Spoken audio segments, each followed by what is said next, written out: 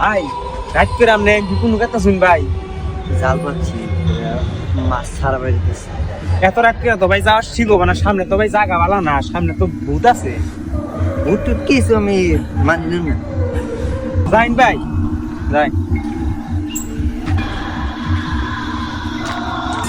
শালার রাস্তার মধ্যে রাত ফিরে রে কেরা বুড়া মানুষ দেখা যায় রাস্তার সামনে বই দিছি মাঝখানে একবারে।